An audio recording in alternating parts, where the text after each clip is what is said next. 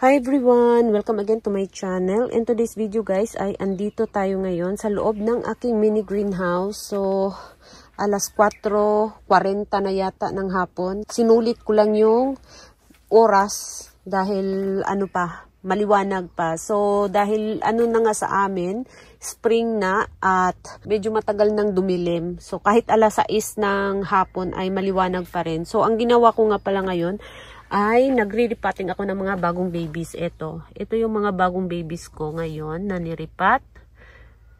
Ayan, so sari-sari pa rin. At ito, mga sari-sari pa rin mga babies. Ito, medyo matagal na to. Nung taglamig ko pa to, kinatings, mga cuttings ng Rubitent. Ayan.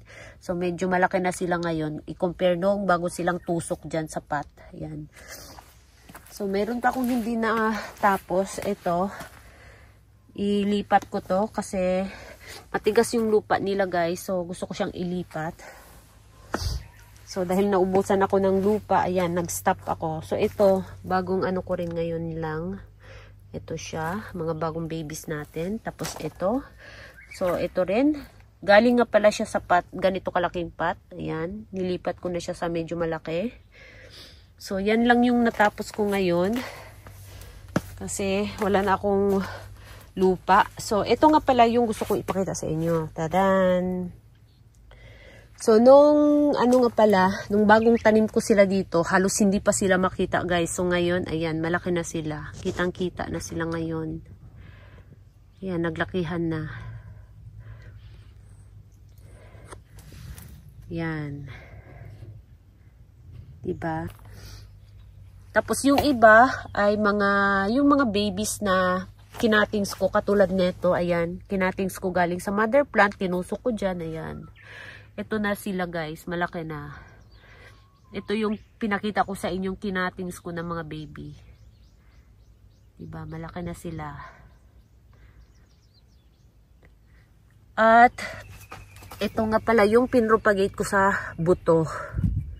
Ayan, ito. Napakaganda ng dahon niya sa dulo. Napaka-dark. Ayan. So, 4 sila. Yung isa hindi ko alam kung matuloy siya. Nakita nyo naman yung niya. Pwede siguro nating tanggalin. Bunutin natin. Ayan, wala siyang ugat guys. So, hindi siya nagkaroon ng bagong ugat mula nung tinanim ko siya dyan. So, ito lang yung sigurado, itong 3. So, nga pala to? Dark Red Cross Ebony. So, yung dark red ko, nandito. Ito siya. Ayan. Dito siya galing, tapos pinag-cross ko siya ng ebony. Ayan. So, ang resulta ng dahon niya ay eto. Yan, di ba maganda yung dulo ng dahon, guys, oh.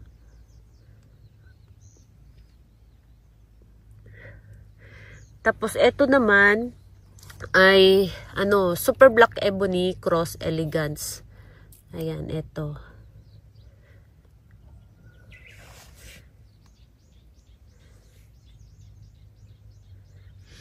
Medyo malaki na rin. Ito naman, Ebony Cross Elegance. Magkamukha lang sila, oh. Ito siya, may baby na, oh, sa ilalim, oh. So, yung iba, hindi siya natuloy. Ayan, nag-dry na lang siya. So, pero itong malaki ay sigurado na siyang, magiging mother plant soon. Kapag tuloy-tuloy na hindi siya masira. Tapos, ito naman, Lovely Queen Cross Baby Finger. So, yung Lovely Queen ko, hindi ko na alam kung saan na siya. Yan.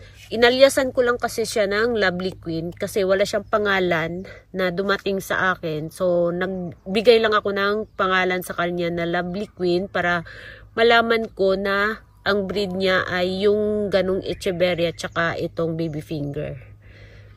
Yan. Bali 3 sila. Ito. Nandito yung isa, yan.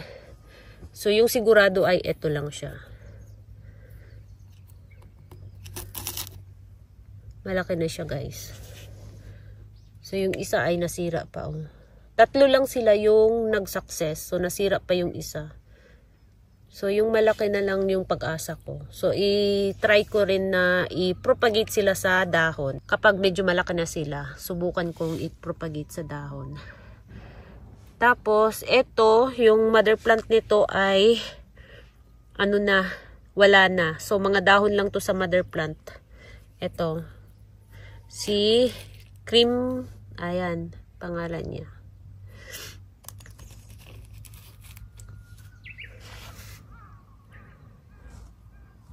So, ito sila galing lang sa ganito na propagation. Yung mga dahon na tinanggal ko or yung mga mother plant na bigla na lang nang lagas yung dahon. Ayan, yung mga dahon na pwede pang i-propagate. Ayan, ito yung ginagawa ko. Tapos, kapag medyo malaki na, katulad nito, ayan, tinatransfer ko sila sa ganito. Tig-iisang pot. Tapos, kung medyo malaki na sila ng konti, ayan, transfer na naman sila sa bagong pot na medyo malaki ng konti na naman. Hanggang palaki ng palaki. So, ayan. Ito, ang dami, oh.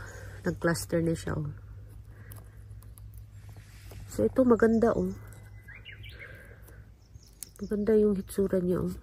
Maganda yung kulay. Tapos, syempre, yung iba naman ay si titubans to. Tingnan ninyo, yung dahon niya, kahit napakaliit, may mga babies. Kaya hindi ko tinanggal yung mga dahon dyan. Kasi nagkakaroon siya ng babies. Hinayaan ko lang yung dahon. So, bigla na lang siyang nanglagas. So, ayan, si titubans. Tapos, ito rin, nasira din yung mother plant nito, si, Rado, last year. Yan. So, nagkaroon tayo ng bagong Rado.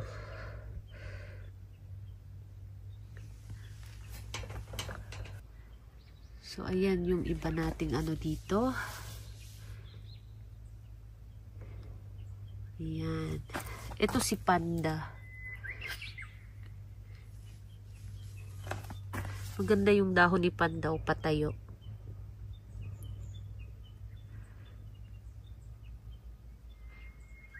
Tapos ito yung mga Onslow. Yan guys. Unti-unti na silang nag-establish. Yan. Ito oh. Matigas na yung dahon. Ito patigas palag.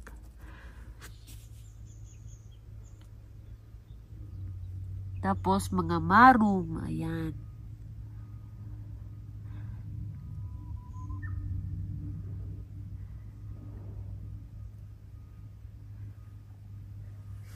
So, yan yung mga babies ko. Tapos, yung bago kong pinropagate sa dahon ngayon dito sa ilalim, ay wala pa rin, nagparamdam na bagong babies. Ito yung pinaka-latest na pinropagate ko. Tapos, ito yung mga bandang, November yata. Ayan.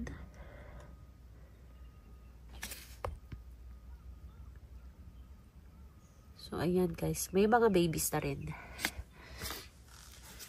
Tapos, dito naman sa ibabaw. Ayan. Maganda na yung dahon ni Hindi na siya nangulubot. Nung bagong tanim ko siya dyan, nangulubot pa yung dahon. Ngayon, hindi na. Nakadalawang beses na siyang nadiligan mula nung tinransfer ko siya dito. So, 1 buwan na yata, sobra. Mula nung tinransfer ko siya dito. Yan, kasabayan sila. So, ito nga pala si Mira. Galing to siya doon sa planter pipe ko. Nilipat ko siya dyan guys kasi yung planter pipe ko ay gusto kong ulitin. So, ayan, nilipat ko dito at may baby siya sa ilalim, oh. Bagong baby. So, ito din, galing din to sa planter pipe, si Rejoice. Nilipat ko na rin dyan dito sa pot na malaki. Malaki din siya, guys, oh. Ayan, oh. Diba, ang ganda ng dahon, oh. Tapos, may mga baby siya sa ilalim. So, hindi ko na siya tinanggalan ng babies. Diba? Ang ganda ng dahon, oh.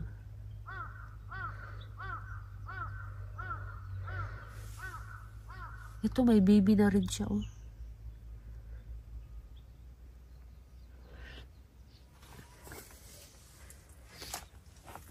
Ito, sa wakas may baby na.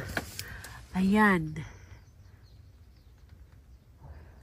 Si Lilasina. May baby na siya, guys. Sana baby, hindi siya bulaklak. Kasi wala pa talaga siyang baby dyan sa ilalim, guys. Ito, si Princess Dress ko, medyo lumaki na siya ng konti. Tapos yung ano natin, yan, malaki na yung baby sa ilalim. Si Orpit. So, nakabukas na nga pala dito. Ayan, binuksan ko na para yung hangin makapasok dito sa loob. Kasi sa tanghali talaga napakainit. So, ito yung bagong mga ano ko dito ngayon. Ayan. So, ina-arrange ko din sila. Kasi nga napakagulo, guys. Yung mga baby kasi, dinala ko yung iba dito. Yung galing sa bahay ng mga babies, dinala ko yung iba dito. Kasi nga, niripat ko. So, ayan, nagkagulo yung loob ng aking mini greenhouse. Yun lang, guys, yung ano ko ngayon, latest update ko for today's video. Yung mga babies natin dito dahil naglakihan na sila. Yan. So, thank you so much for watching and please don't forget to subscribe and like to my channel. Sa hindi pa nakapag-subscribe, please subscribe my channel at i-click nyo na rin ang bell button para ma-update kayo pag nag-upload ako ng bagong video. Thank you so much for watching and see you on my next video. Bye-bye!